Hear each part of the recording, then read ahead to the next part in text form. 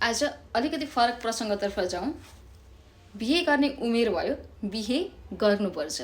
फलानाले बिहे गरिसक्यो, साथीले बिहे गरिसक्यो, होइन, आफ्नै सँगसँगैका दाजुभाइ दिदीबहिनीले बिहे गरिसक्यो भनेर जुन बिहे गर्ने चलन छ, बिहे गरे पछाडि, बिहे गरेको केही समय पछाडि नै फेरि समाजमा क्वेसनहरू आउन सक्छन्। छोराछोरी खै बिहे गरेको यति भइसक्यो, होइन, अनि आफूलाई पनि फलानाले सँगै बिहे गरेकाले छोराछोरी जन्माइसके, मैले त ढिलो गरेँ कि क्या हो भन्ने जस्तो आफूलाई पनि लाग्ने।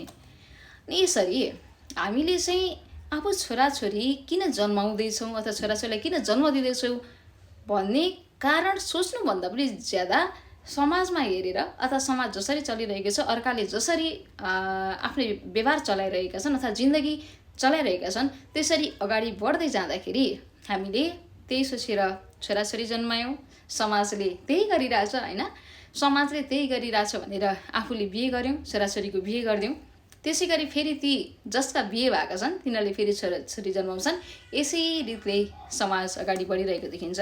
तर यहाँनिर एउटा प्रश्न यो उब्जिन्छ, यदि बुढेसकालमा आफूलाई स्याहार गर्ने अरू कोही हुन्थ्यो भने अथवा ढुक्क हुन्थ्यो भने छोराछोरी वास्तवमा मान्छेले जन्माउँथे कि जन्माउँथेनन्, होइन। छोराछोरी जन्माउनको पीडा, छोराछोरी हुर्काउनको पीडादेखि लिएर यावत जीवन पर्यन्त छोराछोरीको तनावले कहिले नछोड्दो रहेछ।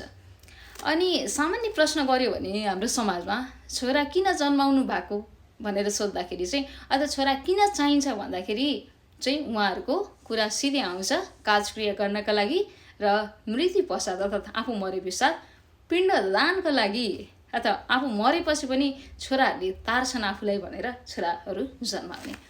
अनि छोरीहरू चाहिँ अब जन्मिहाल्छन्, होइन।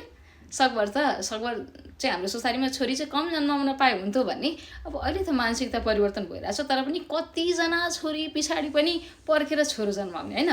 यसरी छोरीको कन्यादान गर्दैमा चाहिँ पुण्य मिल्छ भनेर यसरी छोराछोरी जन्माउँदै गर्दा कहिले अर्कालाई हेरेर, समाजलाई हेरेर छोराछोरी जन्माउँदै गर्दा कहिलेकाहीँ चाहिँ आफ्नै फाइदाका लागि अथवा मरे पछाडिको फाइदा र जिउँदैमा पछि बुढेसकालमा छोराबुहारीले हेर्लान् भनेर छोराछोरी जन्माउँदै गर्दाखेरि यो खासमा मिलेको छ। अनि आफ्नो यसरी हेर्दाखेरि त नि त्यो जन्मिँदै नजन्मे त त्यो मान्छेलाई के को तनाव हौ।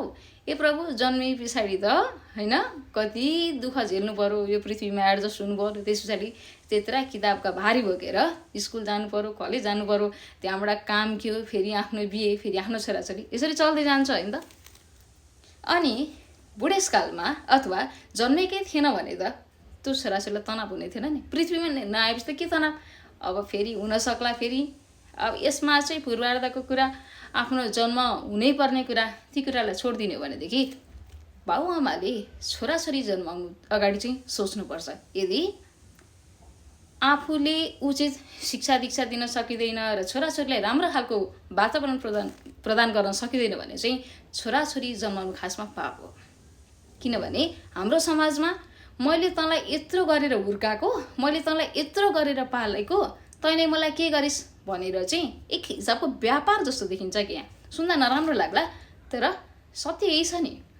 किनभने छोराछोरी जन्माउनुको उद्देश्य आफ्नो फ्युचर सेक्युरिटी छ क्या बाबुआमाको। अनि त्यसरी आफूले स्वार्थका लागि छोराछोरी जन्माएपछि छोराछोरी स्वार्थी हुनु कुनै अनौठो कुरा होइन नि त। अर्थात् आफूलाई केही फाइदा होला भनेर छोराछोरी जन्माएर हुन्छ त हो त।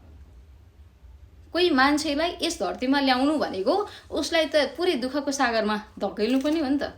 त्यसै गर्दा छोराछोरी जन्माउनु धर्म हो एक हिसाबले, तर अर्को हिसाबले उनीहरूलाई उचित वातावरण प्रदान गर्न सकिन भने जस्तो तरिकाले उनीहरू हुर्किन सकेनन्, बाँच्न सकेनन् भने चाहिँ त्योभन्दा ठुलो पाप के हुन्छ जस्तो लाग्दैन। त्यसले गर्दा समाजमा के भइरहेछ त्यो छँदैछ, तर पनि आफूले छोराछोरी किन जन्माउँदैछु, होइन, यसको उद्देश्य के हो, उसको मुक्तिको लागि हो कि आफ्नो मुक्तिको लागि हो सोचौँ।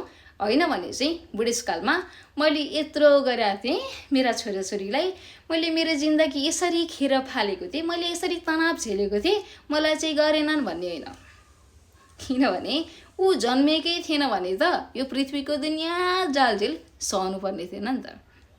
त्यसै गर्दा उनीहरू जन्मेर उनीहरूको लागि केही होस् भलोस् भन्ने इच्छाले जन्माउँदा इट्स फाइन, तर आफ्नो लागि मात्रै सोचेर छोराछोरी जन्माउनु भनेको बिल्कुल स्वार्थीपना हो। र त्यसरी जन्माएका छोराछोरीले आफूलाई हेरेनन्, मैले तिमीलाई यत्रो गरेको थिएँ बच्चा बेलामा भन्नु बेकार छ। किनभने जन्मिँदै नजन्मिए पछाडि के को दुःख बेहोर्नुपर्छ र, होइन? त्यस्तो बेहोर्ने झन्झट छैन, दुःख गर्ने झन्झट छैन भने छोराछोरी नजन्माउनुहोस्, तर छोराछोरी जन्माएर बिचल्नीमा चाहिँ नपार्नु होला।